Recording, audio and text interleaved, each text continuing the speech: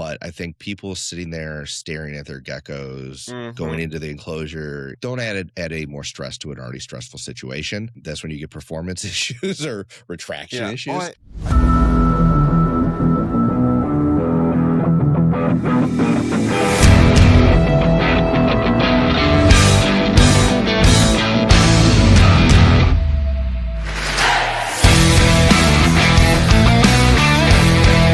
Welcome back to another episode of the Gecko Guys. My name is Bobby, and my co-host is... Hi, I'm Jon. So today we want to talk about love. Love is in the air. It is time to put our geckos that have grown up in our care, or maybe you bought an adult and you want to go and start breeding.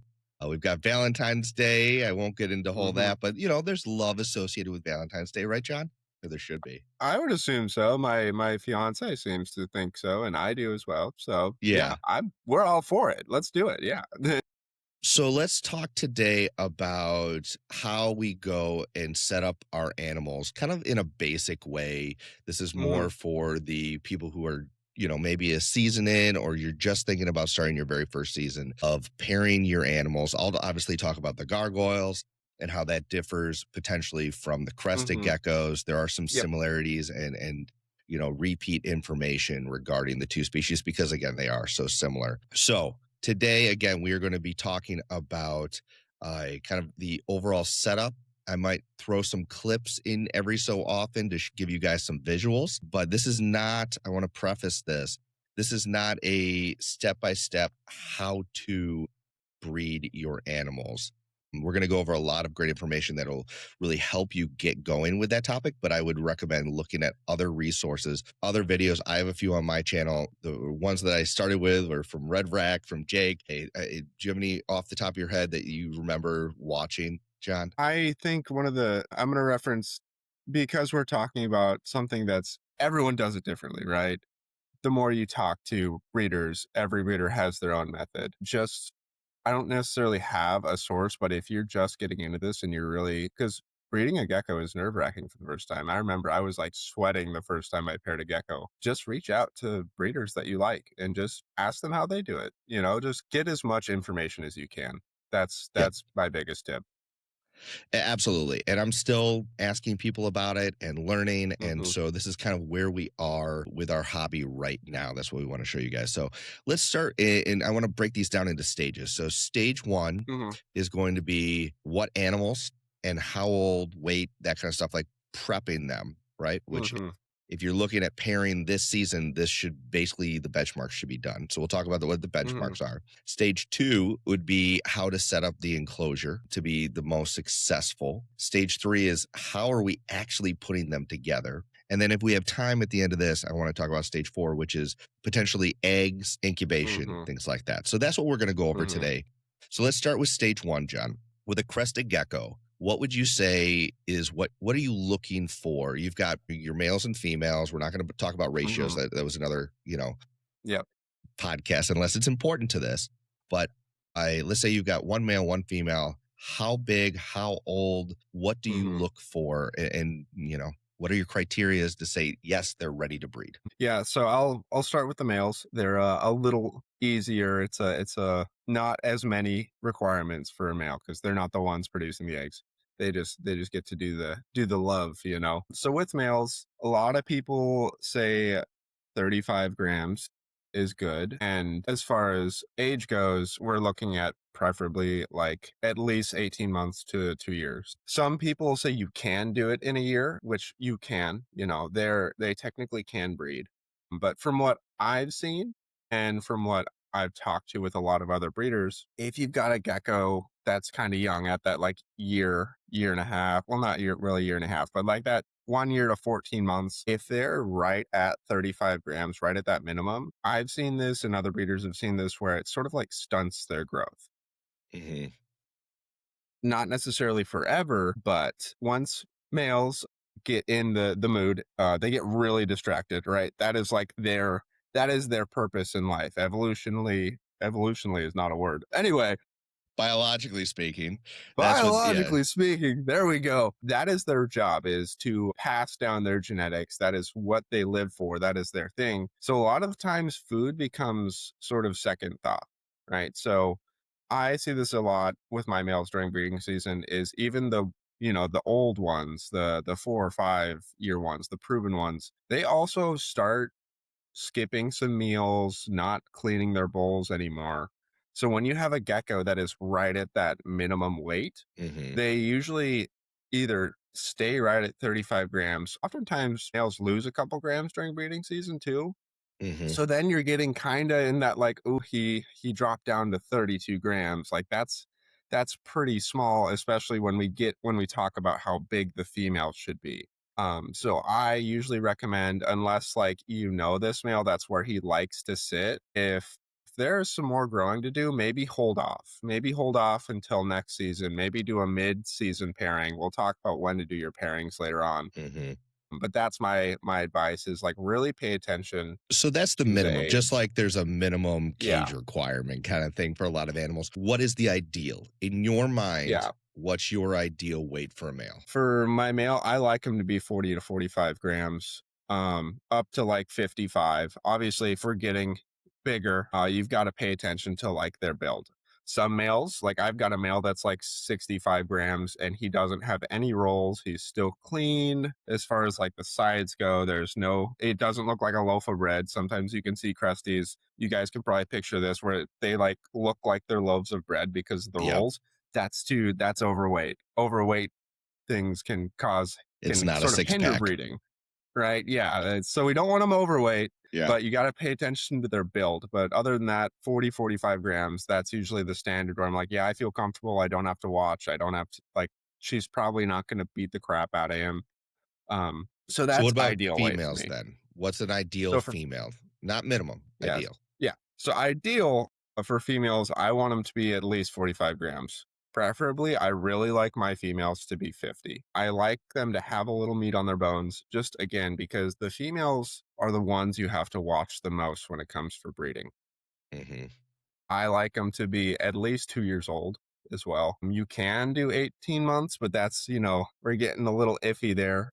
And so I like them to be at least 2 years old, especially when it comes to the female's ovaries and things like that. You want to make sure they're developed enough inside rather than just weight. Sometimes, like I have so many females that'll be 45 grams at 1 year, right? It Mhm. happens with how I feed the good genetics of like their structure. They get to 40 grams a year old, and it's if you don't know Find that they need to females be in too. general, whether it's crested geckos or gargoyle geckos, tend Mhm. to grow faster, Mhm. population kind of I view, agree. not Yep. individually, but I would say on average, even my babies when they're growing out, if they grow rapidly, I'm like, Mhm. I don't even need to poor sex you. You're probably a female. And I'm Mhm. usually right. Yeah, no, I 100% agree. Yeah, they Hmm. they seem to just grow physically very fast, but you gotta remember the insides need to develop too. So yeah, 2 years, 45, preferably 50 grams. I'm good with a female. So what about gargs? Gargs are a little different. I know gargs are a They're a little little bit bigger. different. And so it's relatively similar, but I would say minimum for let's start with the males. Males Mhm. can get away with being a little under 2 years old if Mhm. they have the length, which is really important. People don't talk about that, right? If you got a really Mhm. short kind of gecko, he's got to be able Mhm. to reach up, grab the back of her neck, and do the business at the same time, right? Mhm. So that can be kind of a hindering factor. I would say they're similar in that they need to be bigger than crested geckos. I would say I wouldn't Mhm. breed a male unless he's around 45 grams. 40 would be on the small side. Now, Mhm. genetically speaking, there are some lines that I know of where the males just can barely get over 40 grams. I've got one male who's very similar there. So I'm watching him very carefully because females can and sometimes do get way larger, right? Mhm. Females, minimum, absolute minimum, non negotiable, 2 years. Has to be 2 years old. I would say You know, 48 to 50 grams would be at that minimum also for me, size Mhm. wise. But again, size is not as important, in my opinion, and age, but also then you go down the line. So like I've got a female right now that I am not breeding yet, maybe a late season pair, or she's of age, she's over 2 years old, but she is hovering around 41 grams. Okay. 42 on a good day after a feeding. To me, Mhm. I don't feel comfortable enough pairing her where then she can produce eggs because what we've both talked about here is there's a chance of them in the production of eggs or stress or just not eating as much to lose body weight, right? And that body weight is Mhm. that buffer.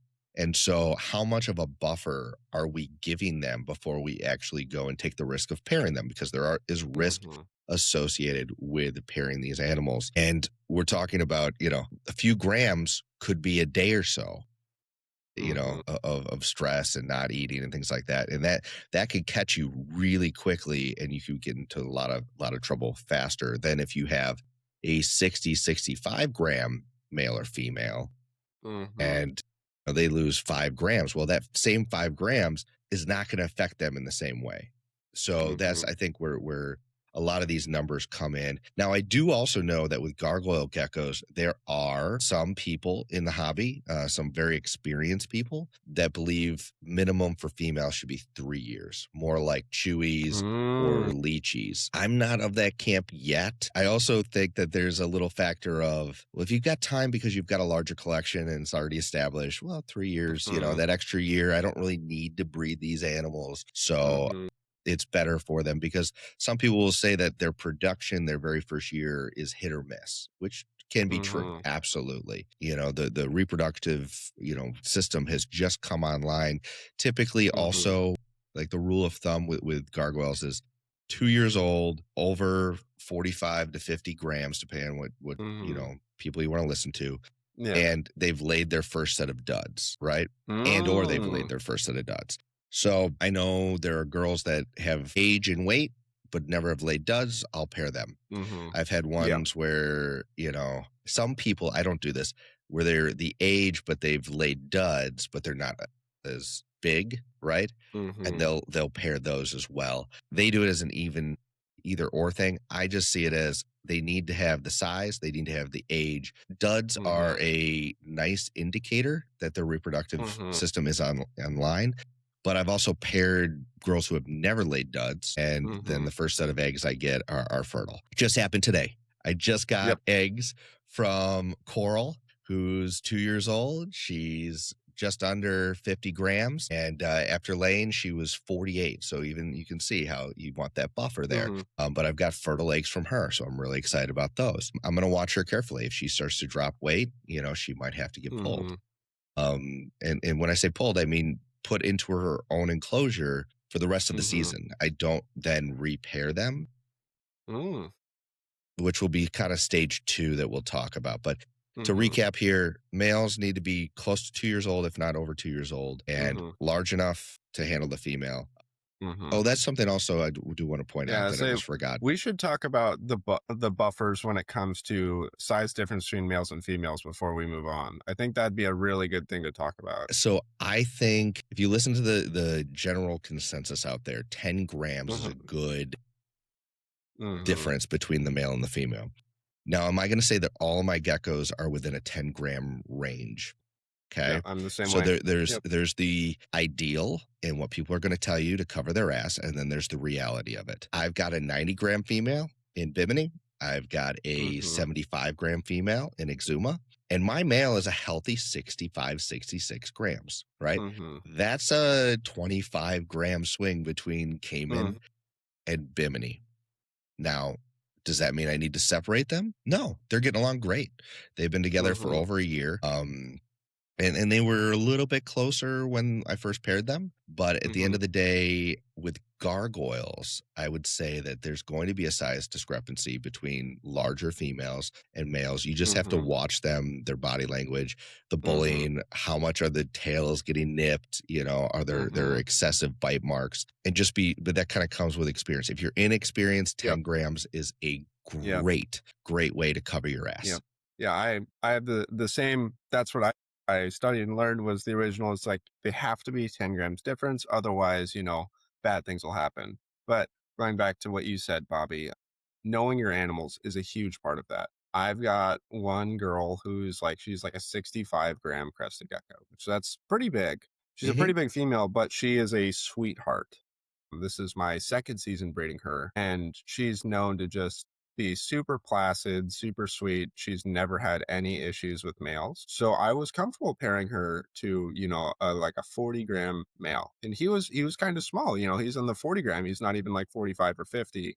Absolutely turned out perfect. No issues from either one of them. She's already laid one set of fertiles, going on to her next. It was perfect, but it goes back to knowing your animals. And the same goes the opposite way. If I have a 55-gram female that is just, a terror, like is super, super spunky and does not like males sometimes, then Yep. I'm probably gonna pick a male that's at least as big as her, rather Well, I than love when I was one looking that's at getting small. into crested geckos, you were like, I forget which one it was, and we won't say the breed or anything, but like, there's one Hmm. you're like, man, this thing's gorgeous. It would totally be cool for you to pick up. But in the description, it said it's killed two males Yep. already. Yep. And you're like, it's like buyer beware. So they were very ethical Hmm. in telling everybody this. And I'm like, yeah, no, I'm good. I don't need Yeah, a male yeah, I killer. I remember that. It was like, yeah, this female is chronically known for trying to kill the males. It's like Hmm.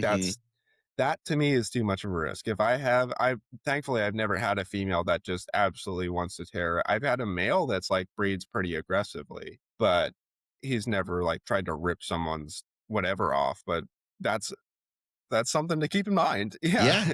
I mean, and this is not this part of this is, not what we're trying to convey in the Yep. podcast about I want to talk about a little bit how Mhm. certain animals pass along traits and it's not just all visual traits, it's Mhm. personality traits and things like that. Actually, kind of fun fact for you. I've got one female, actually speaking of Coral, where his mother, I was told, was known for claiming tails. Gargoyles regrow Mm. them, and Mhm. but every time they'd regrow, she would eat the male's tail off again and again and again. Mhm. Just warning you that these babies, if they're female, most likely will be tail eaters. And I kid you not, the other day I Mhm. go in. Now we'll get into this in stage two. I keep mine in groups, right, for a very Mhm. specific reason. But I had it in with Seychelles, so Coral and Seychelles are both in with shark bait, and Mhm. all of a sudden I go, that just looks weird. Like when you just see something that's off, where it's like Yeah. you know? And I Yeah, get something closer and I something's get going on. I closer. can't. Something's going on. I can't tell what. They're not moving, but like all of a sudden I get there and Coral has Seychelles tail all the way down her throat.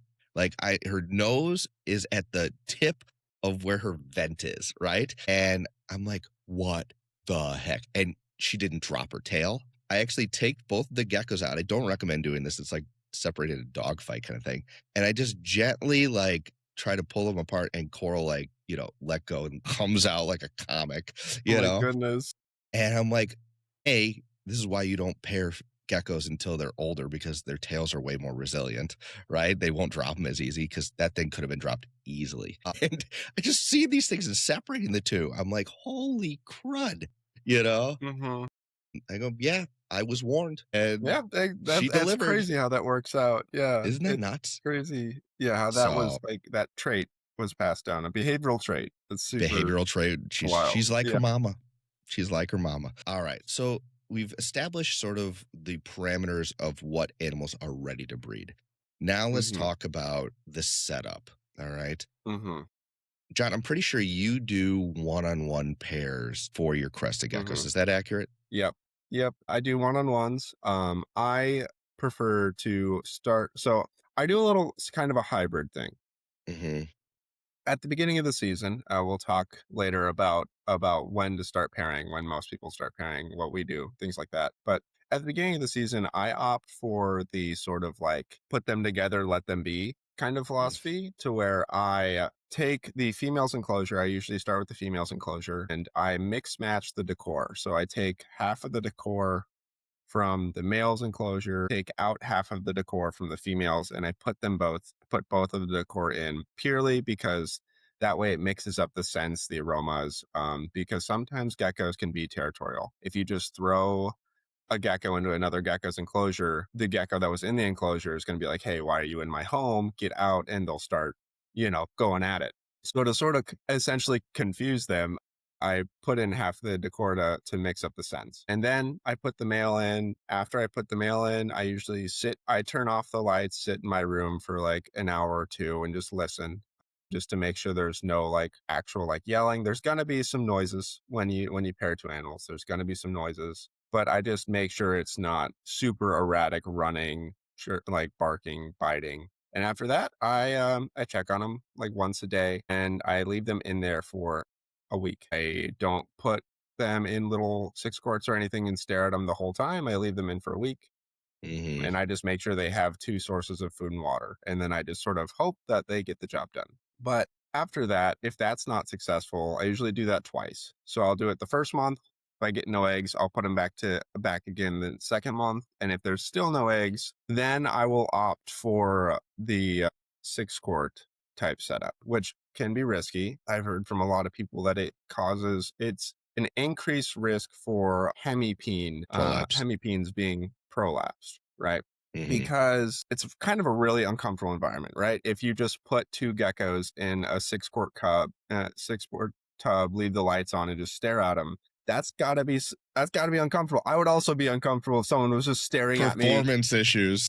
Yeah, if I was locked in a room and then this big giant stared at me and then said like do it, I probably would also be scared. So in order to sort of remedy those issues, I've never had a hemipene prolapse. At least nothing serious. I've had some where I just had to put some, like honey and sugar water on it, and it went back Mhm. in like a day. In order to alleviate that, I put them in, right? And then I actually put them into my light box, because it's a nice enclosed space with only one opening. And then I shut off the lights and sit at the other side of the room and watch. So Mhm. that way, again, the lights aren't on. They're three of the surfaces are enclosed, and it's just me at the other end of the room, just sort of listening again. It's completely dark.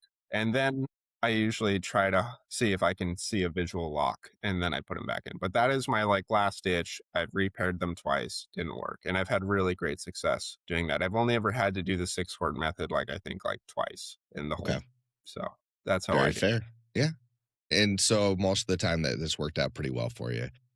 Oh yeah, most of the time, just throwing them in, And they get the now job done. with the enclosure that you're putting them in, is there a certain requirement when you're putting two together, versus having one Hmm. with size of the enclosure, or is it always the same kind of adult setup? Yeah, so I use the same enclosures that I keep them separately in. The only difference is like foliage, right? I pack it Mhm. in pretty tight. If anything, there's more Mhm. than like when they're in a single one. Like I can't even there isn't enough space for me to put my hand in it. It's Mhm. super packed, right? I try to include a bunch of different corks and things like that because a big thing is places to hide, right? You want Mhm. visual barriers and places to hide. So that way, if they want to get away, they can. And then with the multiple sources of food, I think that's super important, especially like if you have a gecko that is very, very food motivated, you need multiple sources of food and you need them in like opposite ends of the enclosure. So Mhm. that way, if one's eating, they can't see the other type of food. So that's the Yep. big thing is just super packed, lots of food. They get it done. Yes. And it's very similar with gargoyles in certain regards, and there's certain things that I refuse to do with Hmm. gargoyles that totally work for crested geckos.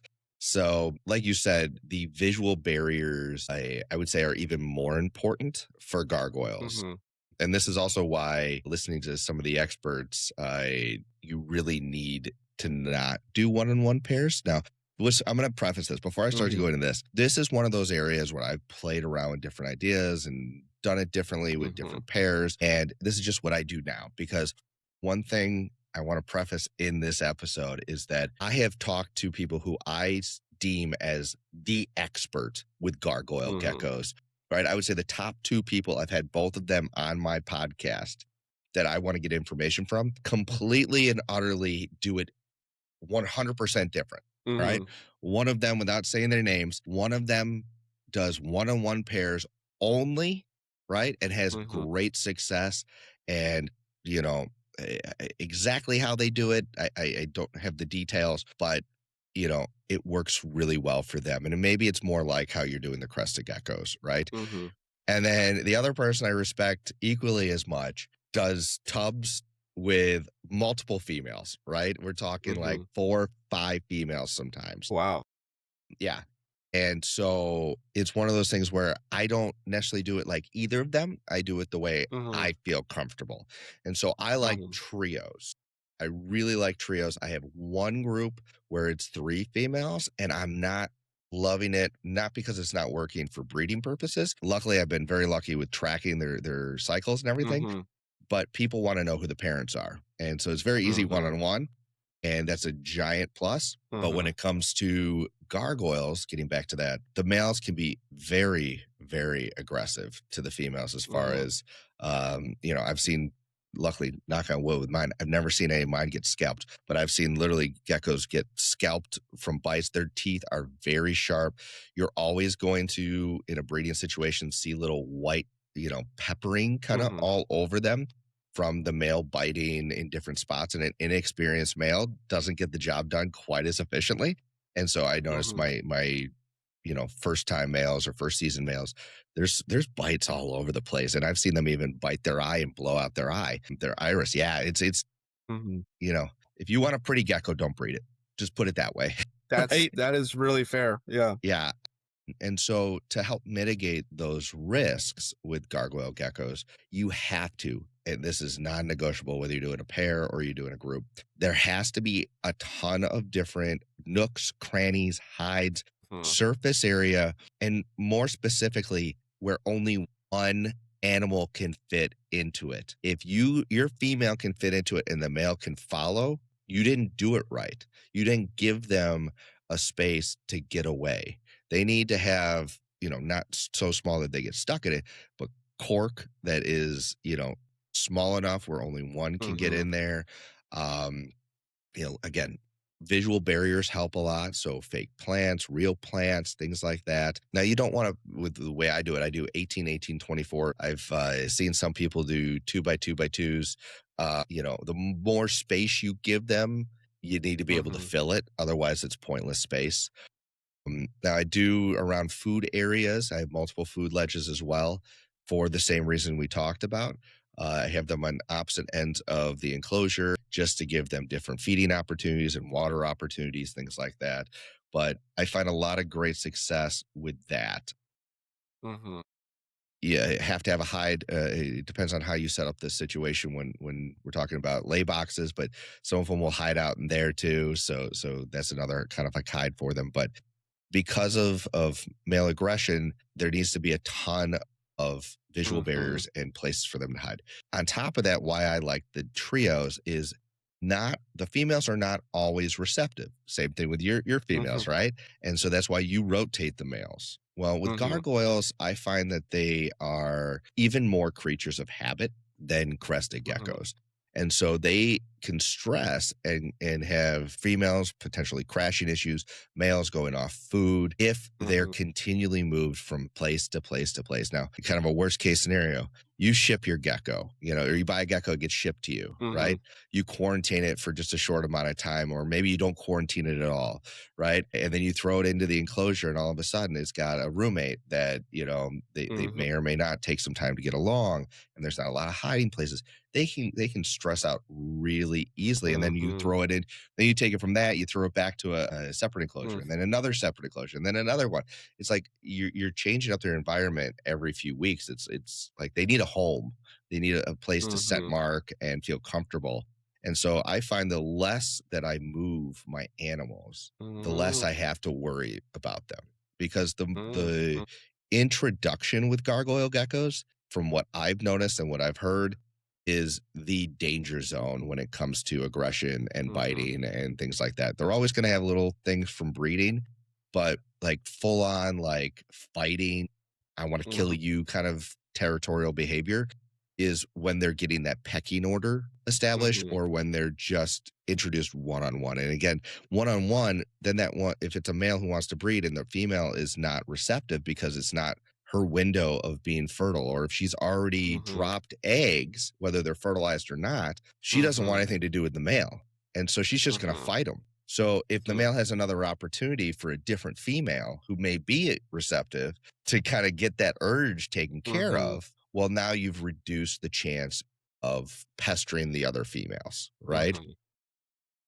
And so it's sort of a balancing act. And I'm not saying I have the right answer with a trio. Maybe instead of two females, four is ideal. Mhm. Maybe three is ideal. I don't know. And I think it also depends on the male, right? How Mhm. aggressive is the male? How, Mhm. sex driven is the male? Things like that do play a factor, I think. Mhm. And so, but also your female's personalities play a factor. So we're Mhm. dealing with personalities and balance and getting to know your animals. But I would say how I do it, how I ideally want to put everybody together is in a trio, you pair them once and you leave them alone. Mhm. And I usually do that in the winter. So I pair mine in early December. It's Mhm. cold. I drop the temperature. Temperature is important too. I have my Mhm. tent, which if you haven't seen that video, go check it out. I'll show you my tent. It's cool. Yeah. It's really cool. But one benefit of being in a tent is that I can control the humidity and temperature of the entire tent. And so I drop the Mhm. temperature. It slows down their metabolism. It slows down their breeding urges and anything else that would cause them to start fighting. They just want to move less. And so Mhm. that way they can get used to each other during that time. And after they're Mhm. pretty well established together and they're doing well and they're eating, then I raise the temperature up about a month and a half later. And now I've already got 22 eggs, right? So things worked out Mhm. really well. So as far as setup goes, I would say, you definitely need to have everything. And the other big part about setup that I didn't mention was when you do put them together, kind of like you were saying, where you mix Mhm. their furniture. I do that as Yep. well to give them a space. Like if they're in their kind Mhm. of grow out enclosure and they've got their favorite piece of cork bark to hide in, I take that Mhm. along, put it in the enclosure so they kind of Yep. already have a pre-established space. But also you're mixing the scents. You rearrange. Mhm. If I've got, let's say, for one, like let's say I already had an established group and I wanted to mix things up this season, which I did this year. I'll Mhm. take everything out of the enclosure. That's when I do a deep clean of the enclosure as well, right? Mhm. I do it more than once, but really make Yeah. sure you clean it, right? And then when you put everything back, I change up the layout as much as I can so that it doesn't Mhm. look the same. And then I add in other components, maybe some new components, new furniture. And that just again kind of gives them, it pushes them off Mhm. balance so that they don't Yep. go, well, no, that's mine. Mhm. And they have to reestablish the pecking order, which is also sort of the danger zone again for gargoyle Mhm. geckos. But after you do it the correct way with lower temperatures, Mhm. I would just leave them alone. Do Mhm. not want to rotate my males because that means instead of having to do this once, I now have to do this multiple times. And if I have to Mhm. repair, Mhm. no, Yeah, it's a lot. it can be a lot. So where I save time on not having to repair, I have to double my efforts in going down and visually seeing who's in the lay box to Mhm. get us started. And then once I kind of I track each girl when they lay, how many days in Mhm. between each lay. You also get to Mhm. kind of know the girl's eggs a little bit. Not always. Sometimes they're Mhm. very similar, but I can I get tell. that though. Yeah, You know you what I'm? can tell which animal laid eggs sometimes. Yeah. Yeah. I Not mean, only it's easy from because they'll I keep my females alone, but each female I can look in the lab in the incubator and be like, that's hers, that's hers, that's hers. Yep. Yeah, absolutely. Sometimes they have a little bit, some give really huge eggs, some give medium Mhm. sized eggs, some give a little bit skinnier eggs. And again, this isn't exact science, but those little things you'll start to pick up on or take notes of. Mhm.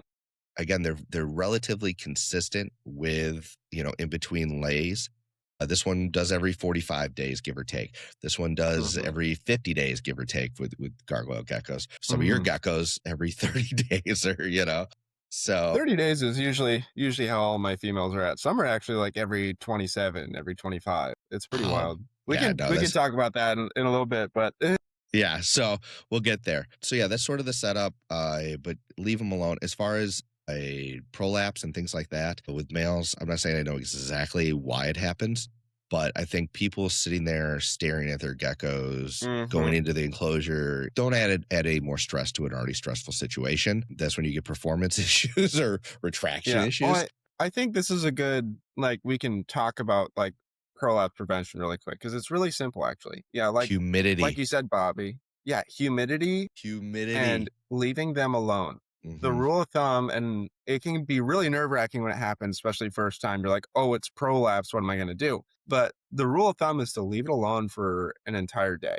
Like, make sure the environment's Mhm. sterile, but don't poke them because what causes prolapses is the hemipenes get so swelled up that they can't go back in. So it's from swelling. It's from that. So if you go in and start poking it and jabbing it with a Q-tip right away, that's gonna make the swelling worse. Mhm. So the whole point, let him relax for a day. Normally it comes back in. If it doesn't, Yeah. the reason we use sugar water, and I talked to my vet about this, is because the sugar helps pull out like moisture and it can Mhm. help shrink it down so it can then be sucked back up. That's what causes hemipene prolapses is it gets really swollen and doesn't go back in. Don't just jump to rescuing your gecko if you see a hemipenis. Sometimes it literally you just caught him right after the act, you Yep. know?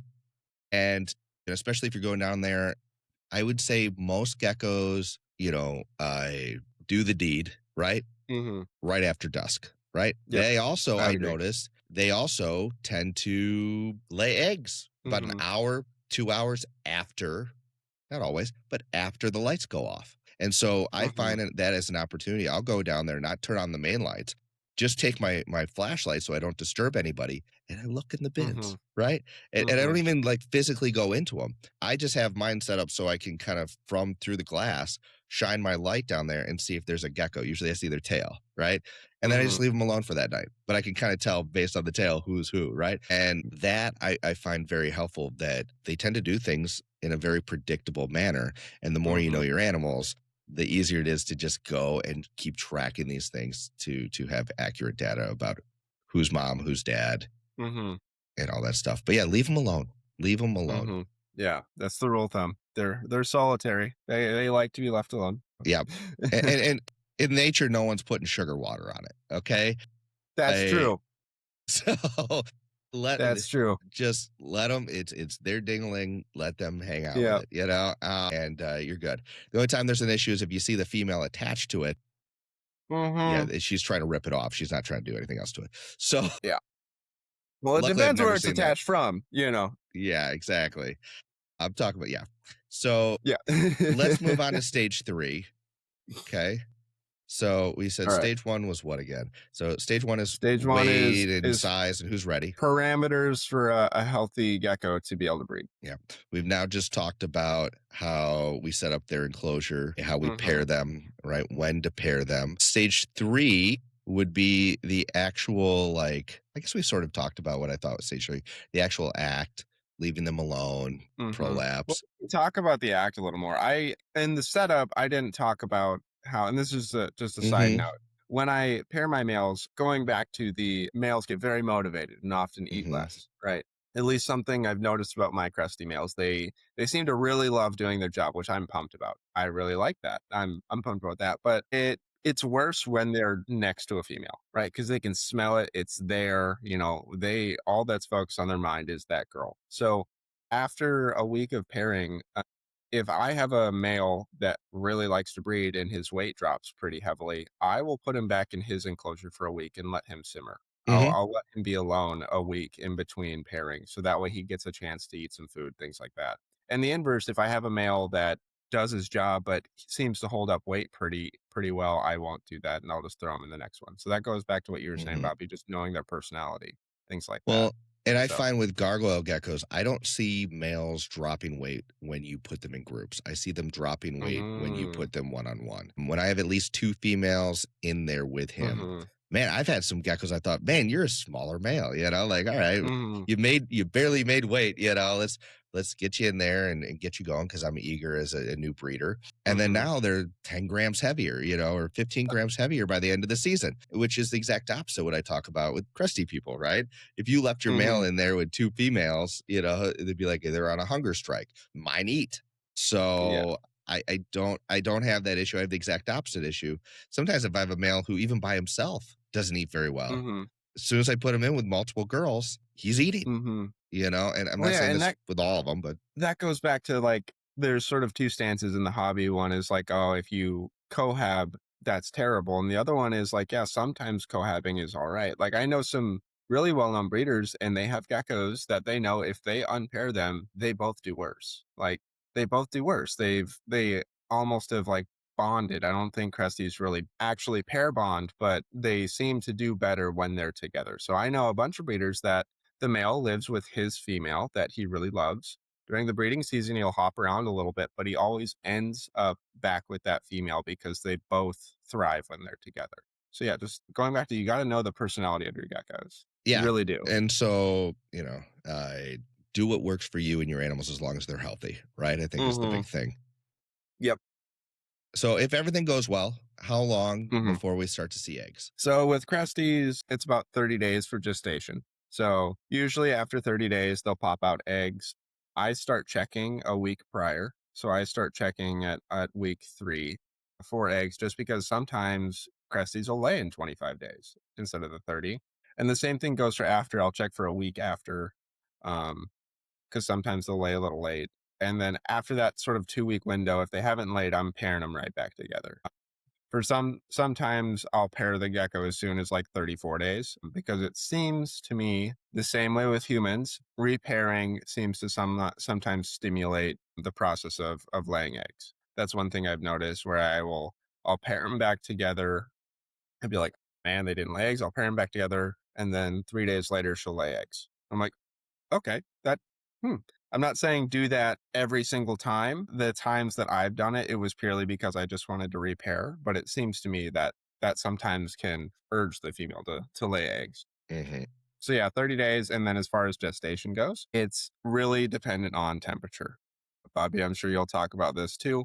Hmm. Temperature of like the area that the eggs are in, right? Usually, like last season, I had my temp just the same as my room temp. I like to keep my room temp at around 76 to 78. It sort of fluctuates between there to sort of stimulate that like raw, let's go, let's make some eggs. And my eggs were hatching at like, I think it was like really, it was super wild. It was like to the day, 66 days. All of my eggs were popping at 66 days. Yep. I thought that was a little quick for me, especially with Crusties, and a lot of people Do you talk find about that head it structure and yeah, the things. head structure, that's what I was gonna ask is, do you think it actually does? 'Cause Yeah. I've heard mixed reviews. I don't know. I'm this season, I'm doing a different way to compare the two, right? So I'm not going to say, oh yeah, the structure was terrible because I have no other group to compare it to. Maybe Mhm. the geckos just some of them have really great structure, some of them had so, but I don't know if that's just because of genetics or if it was because of incubation. So this season, I bought a cigar humidor. Harry Zero's Geckos. He helped me out with that. He gave me a good one, or not gave me, but gave me some resources to find a good one. Yeah. So right now I'm incubating my eggs in that humidor at 72. So that should take 90 to 110 days. So I'm eager to see what the changes are. And then as far as while your eggs are incubating, I remember when I first started, I was sweating bullets. Like the process of incubating the eggs was the most scary for me because of humidity and things like that. So it's actually really simple. Turns out I don't worry about it at all now. Just So what do you do? buy incubation medium. Yeah. So the incubation medium I use, again, because I'm still a little nervous about this, I use Pangea Hatch purely because Pangea Hatch is sort of the way it reacts. If it's wet, it's dark. If it's dry, it's light. So it's a really good indicator Clay if you base. need, yeah, if you need to add more humidity. You don't want it sopping wet, right? You don't want them touching sopping wet material with water underneath. That's going to breed bacteria, things like that. But you want it humid, especially with this humidor now, since it's not open. Because normally my room is very humid, so I've never had to worry about making sure the correct humidity is in there. But the humidor has a fan, a lot of ventilation, so usually the humidity is a little lower in there. So I have two big buckets of Pangea Hatch that are soaked, just sitting in my incubator. So that way, one, I don't have to make more incubation medium, and two, there's a lot more humidity in there. It seems to work really well. So yeah. Yeah, so mine's slightly different Hmm. when it comes to the egg. So I let me backtrack a little bit. So after the geckos are together, again, because I'm putting them in groups, I it Mhm. can range, but I would say on average about 40 to 50 days between Mhm. lays and after the first set of eggs. Mhm. So a little bit longer than crested geckos. They produce slightly less clutches in a year as well. But when they do lay, again, they are relatively consistent. I do find though that it takes longer in between the first and second clutch of eggs early on in the season. And then as you Mm. move into summer, right? Mhm. It speeds up and it can get all the way down to Mhm. 35, 40 days. Nah, I wouldn't even say that. Yeah, maybe 35, 40 days is the fastest I've ever seen. I have to go back in Mhm. my notes. Relatively, it's nowhere near 50 to 60 days, middle of the summer. And then as it tapers off towards the end of the year, it kind of all of a sudden it's like, oh, this one's done, I think. And then all of a sudden, Mhm. 55 days after their last lay, I see another set of final eggs. Mhm. So I have noticed that trend over the last few years.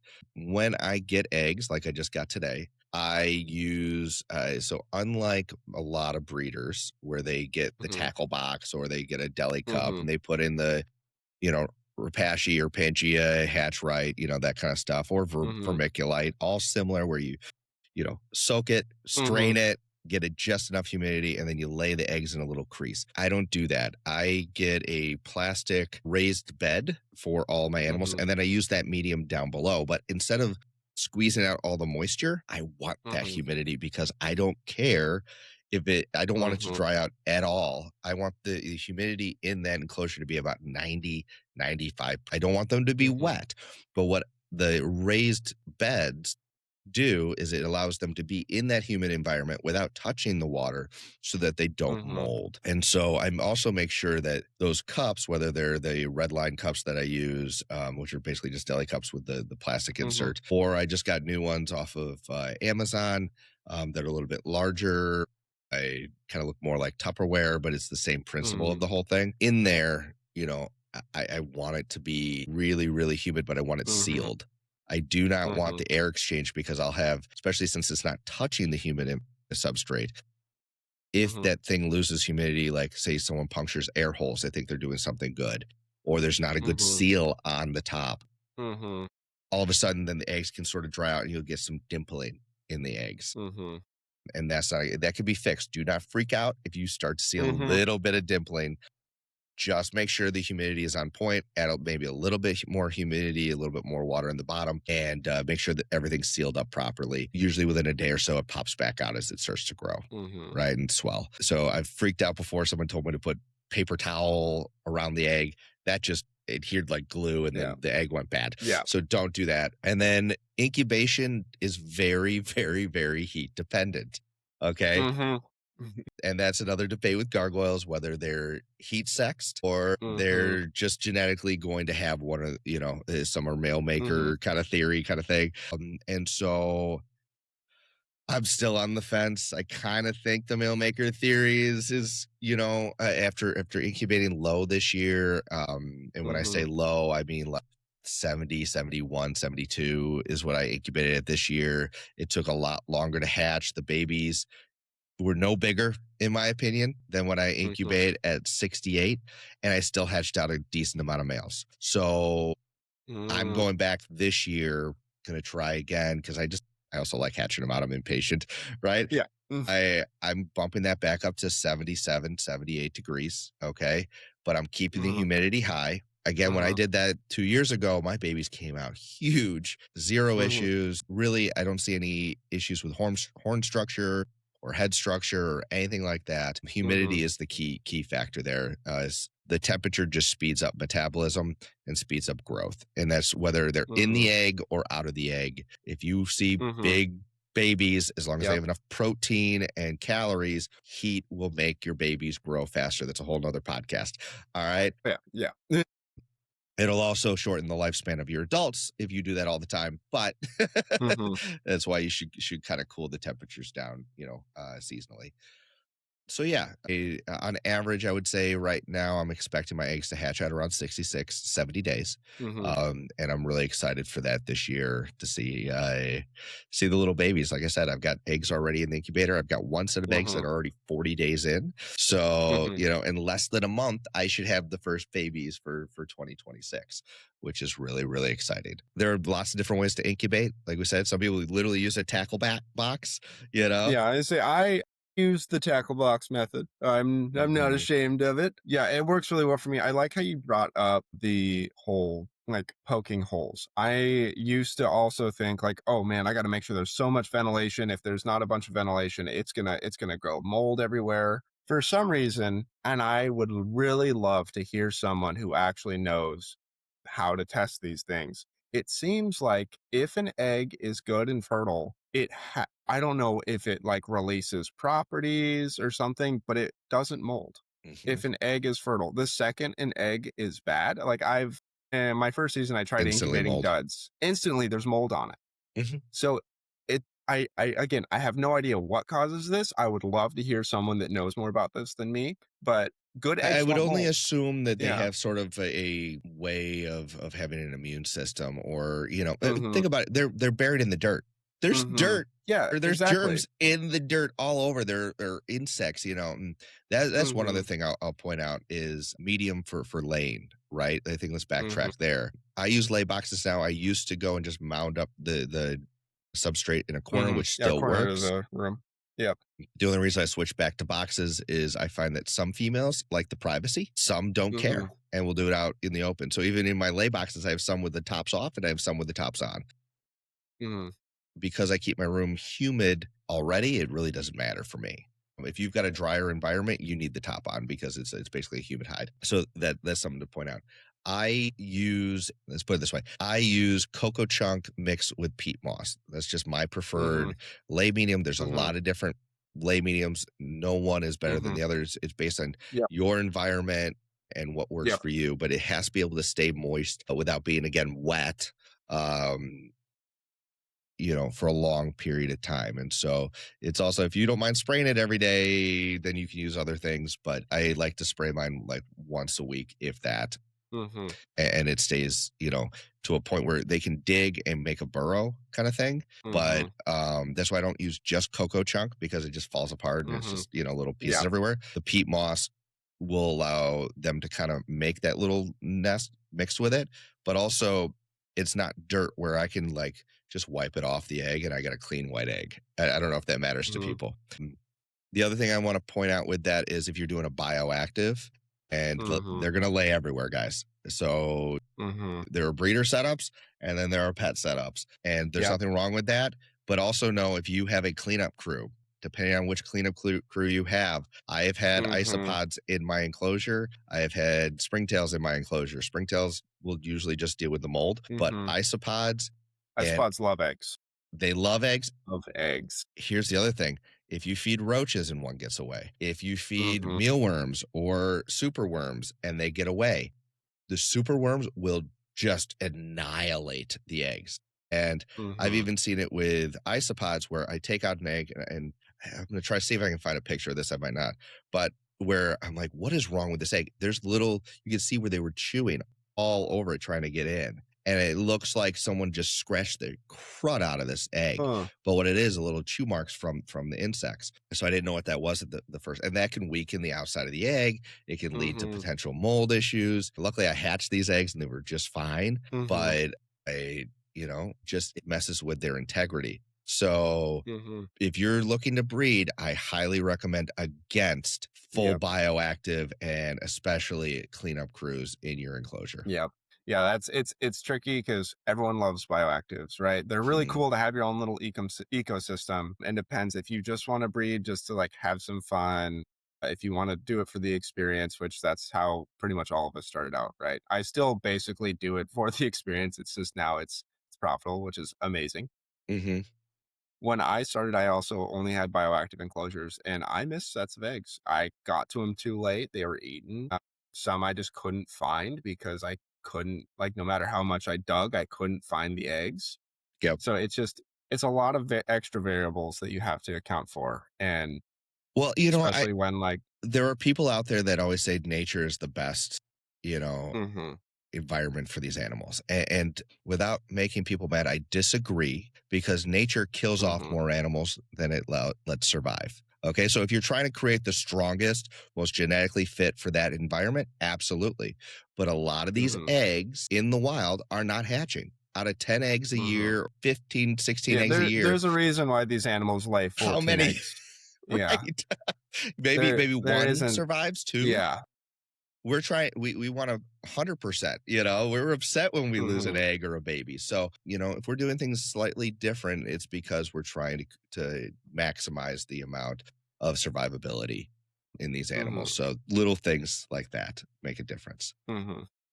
So we've gone over a majority of this. Is there anything we're missing when it comes to the breeding season? Or let's get people started. Man, I don't know. We've gone over a lot of stuff. I'm trying to think of other things. I mean, there is like egg care. I guess we should probably talk about expectations, right? Sure, let's end When on it comes to expectations and then I gotta run. Mhm. So with crested geckos, how many eggs per female are you looking to get in a Yeah. in a So perfect year? in a perfect year, I'm hoping for 12. I'm hoping for 6 clutches. When I talk about expectations, it's really like, especially if this is your first year, first time females can be very finicky, right? They're new, they haven't done this before. So you're going to have to expect that they're probably not going to get that like 10, 12 egg season, right? They're Mhm, probably going to lay some single eggs. They're probably going to lay a single and a dud. They'll probably lay 2 duds and the eggs might look a little funky. My first time females sometimes lay some really funky eggs. mhm. And you just got to remind yourself to give them grace. They've never done this before. It's their first time. After that, when they're proven, they're usually pretty good. They're usually pretty consistent. So just keeping that in mind, especially first time females, they can lay 0 eggs or they could have a 14 egg season. Who knows? Yep. But And so that's where the argument comes in from a lot of people saying, "Well, John, I hear you, but just wait an extra year, right? They'll grow, they'll be better, and then the first season will hmm be gangbusters, right?" hmm Especially with gargoyle geckos, that's why you hear people say wait 3 years for your females. And again, there's nothing wrong waiting to breed your animal. That is completely hmm fine. And if you subscribe to that, it's not going to hurt your animal to wait. hmm Here's what I'm going to say is I've had females their very first year at just a hair over 2 years old have a beautiful season of 8 beautiful eggs. And that's what I recommend or what hmm I expect is about, you know, 8 eggs would be a great season for a lot of females, six to hmm eight. Some females, like Hawaii, on average, she's a machine, man. 10 eggs. 10 eggs. She's always the first one to lay and the last one to lay. And, I don't expect that from everybody. And I watch her. She doesn't lose weight. So I'm not worried about her overproducing. But 10 eggs is not unheard of. 12, I have not heard of very many with gargoyle geckos. hmm They're a little less prolific there. And so when you find those eggs, one thing we didn't mention, and maybe I'll show a picture of it right here, is a picture of what it looks like when the eggs are fertile versus duds. When you hmm find the eggs and what we call candling, where you take your phone or you take a light source and you shine it through the egg, you want to go and there's typically if it's fertile, there's going to be a red circle with a bullseye in the middle, right? Some people call it a Cheerio. That hmm is the embryo starting. Okay, that is the hmm fertilized embryo, and you want to when you put it in the medium or you put it in the cup like I do for the raised bed. That little hmm Cheerio should be facing up, and some people mark it. I go and I put the initials of the mom on it. You can do whatever you want, or you can just put in that hmm orientation. But it's not that crazy to move it around and twist it when Yeah. it's brand new. After it's established and been growing for a while, you do not want to shake it. Do not want to Mhm, disturb that egg. You do not want to be candling that thing every other day to see its mhm, development. Maybe once. I don't touch them anymore because I've seen it yeah. before. The only time you should ever touch an egg is if you notice the medium is dry. That's the only Yes, time you should ever touch it. Otherwise, right. let it ride. Let it ride because I had some issue this year where I was moving from my old tent to my new tent, and I had a container of eggs drop. They didn't crack, Wow.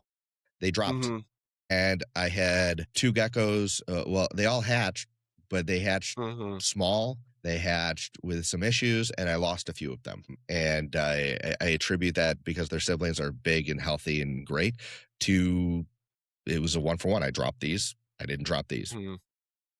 These had issues. These didn't have issues. They're developing, and those things can really affect the eggs in a negative way. So definitely make sure that you are not messing with the eggs. Let them ride. I also recommend, some people I know with snake backgrounds cut their eggs. No, okay, do not cut your eggs. You are going to cause, they're going to come Mhm. out prematurely, and sometimes they don't survive. Mhm. I've seen that. So don't get tempted. If one sibling hatches, the other one typically hatches within It'll 24 probably come. hours. Yep. Now, if it's 4 or 5 days Yeah, if afterwards, it's 4 or 5 some days, and people if say it's sweating still, really bad, like, it yeah, I usually like, I've cut an egg before, but only because it started profusely sweating. If you guys aren't familiar, sweating is when the egg starts to expunge moisture because it's too full in there. If it's sweating for over, like, 2 days, I'll usually cut it. It's usually always because it's a stillborn, yeah.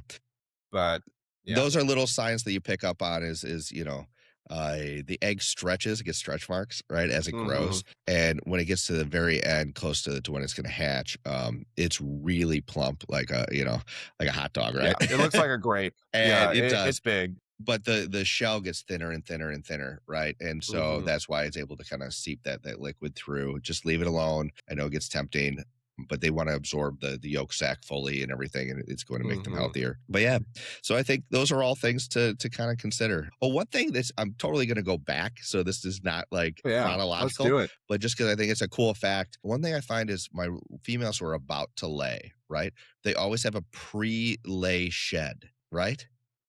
So it's one thing I've I've noticed never is that noticed that. they Yeah. they sh they are, when they go into a deep shed, it's a good indicator that right after they come out of the Mm, shed that they're about to lay new eggs. I don't know if that always happens, but I just had, again, I just got eggs today, and Coral went through a deep shed the last few days, popped out hmm, yesterday, hmm. started digging, and now she's just laid eggs. So another little fun tip for you guys. Guys, I would love to continue talking about this. If you like this topic and want us to do an even deeper dive, or maybe do a live where we can ask questions or answer questions on Yeah. this as you guys are getting started, let us know in the comments. But right now, I need to go grab my son and pick him up right now. So, John, any other last comments about No, this I topic? just if there's stuff you want us to talk more, I'd love to do. We can do more in-depth episodes on things. So, Yeah, yeah, hope you guys enjoyed it. cool. All right. Thanks, guys. Again, my name is Bobby from Gecko Cove, and my co host is. Yeah, I'm John from Goldenrod Gex. All right, guys, go do us a favor, like, subscribe, share this video. We really appreciate you hanging out with us, and we'll keep having fun talking about geckos. See you next time. Yeah. See Hey, you. if you've enjoyed this video and want to encourage me to make more Gargoyle Gecko content, do me a favor, hit that subscribe button, share this with a friend, and maybe check out one of the videos right over there. I'll see you next time on Gecko Cove.